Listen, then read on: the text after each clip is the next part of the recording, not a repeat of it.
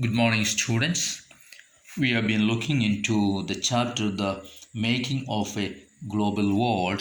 Under that, we saw the pre modern world and the 19th century world, and now come to the third topic the interwar economy. Case we are talking about the First World War. The, war, the First World War was mainly fought in Europe, okay, but its impact was felt around the world. It plunged the first half of the 20th century into a crisis that took over 3 decades to overcome. During this period, the world experienced widespread economic and political instability and one more catastrophic war, that's the Second World War. So, it is the background of this chapter what we are this portion we are going to look into the interwar economy. Wartime transformation, we'll see how during this war what kind of changes or effects happen or transformation happen in the world economy or the world powers. The First World War was fought between two power blocs. First one, Allies, Britain, France, and Russia. Then US also joined in this group, Allies. Then next, the Central Powers, Germany, Austria-Hungary, and Turkey. These were the two groups. They came together or came against each other group and fought the First World War. When it began in August 1914, everybody thought it would be over by Christmas, that means by December 1914, but it lasted for more than 4 years. And see, the First World War was a war like no other force, okay. And see, the war, the fighting involved the world's leading industrial nations, okay, and they have great industrial powers and they made ammunition through the modern ammunition by the modern industrial revolution or industrial products. So this war was the first modern industrial war. It saw the use of machine guns, tanks, aircraft, chemical weapons, etc. on a massive scale.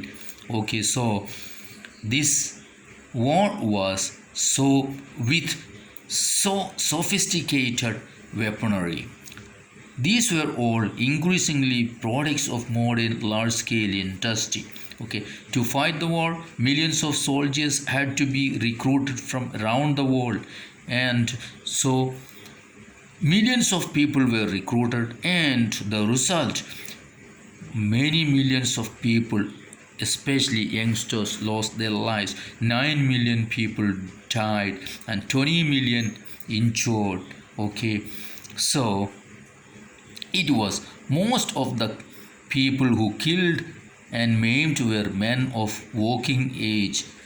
That means the youngsters. That these deaths and injuries reduced the able-bodied workforce in Europe. The workforce, the people who are able to work,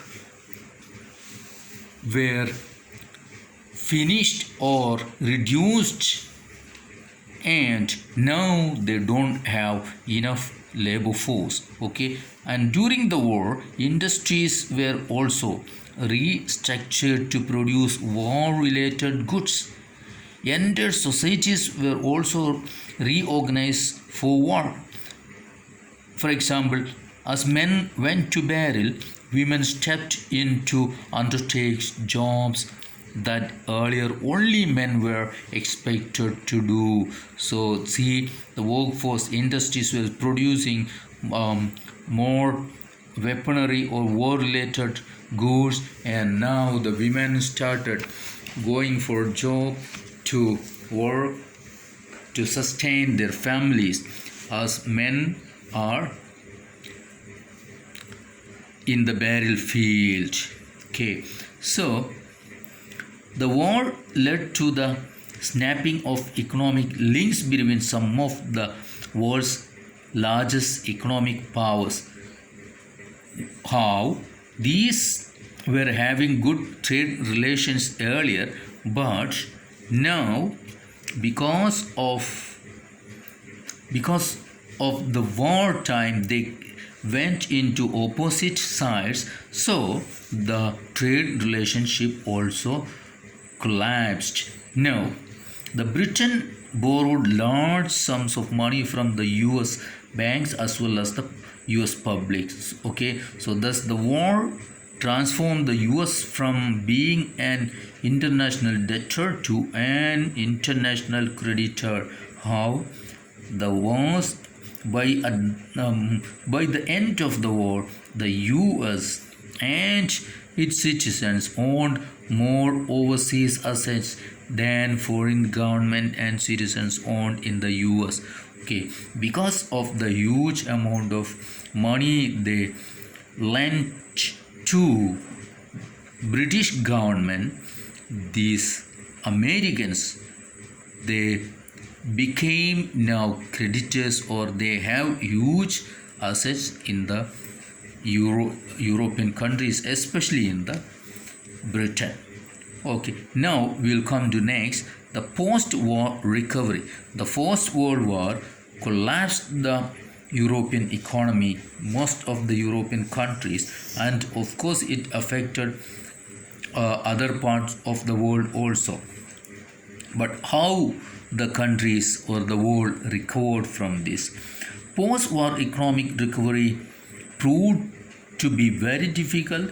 Britain, which was the world's leading economy in the pre-war period, in particular, now faced prolonged crisis. While Britain was preoccupied with war, industries had developed in India and Japan. So, British industries were adversely affected by the war. By that time, industries were developed in India and Japan. After the war, Britain found it difficult to recapture its earlier position of dominance in the Indian market and to compete with Japan internationally. Okay, these were some of the crises Britain had to face. Moreover, the finance war expenditure. To finance war expenditures, Britain had borrowed liberally from the US. This meant, Britain was burdened with huge external debts.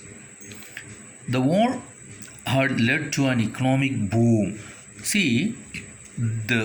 The recovery we saw, the war had led to an economic boom. How? There is a large increase in demand, production, and employment. There was a huge demand. So, if demand is there, then production also, and employment. When the war boom entered, production contracted and unemployment increased. The wartime, there was demand and production. Okay, so employment was there. Then, once the war was entered, then production contracted and unemployment increased. At the same time, the government reduced bloated war expenditures to bring them into line with peacetime revenues. Okay, so government also reduced expenditure. These developments led to huge job losses especially in 1921. 1 in every 5 British workers was out of work. 1 in every 5 lost their job in England. See, anxiety and uncertainty about war became an enduring part of the post war scenario. Many agricultural economies were also in crisis. How? See, before the war, Eastern Europe was a major supplier of wheat in the world market. When this supply was disrupted during the war, wheat production in Canada, America, and Australia expanded dramatically. But once the war was over, production in Eastern Europe revived and created a glut in wheat output. Grain prices fell, rural incomes declined, and farmers fell into debt. So this was the anyway post-war recovery. The war inflicted great loss and misery on the world economy, but still the countries could revive from that.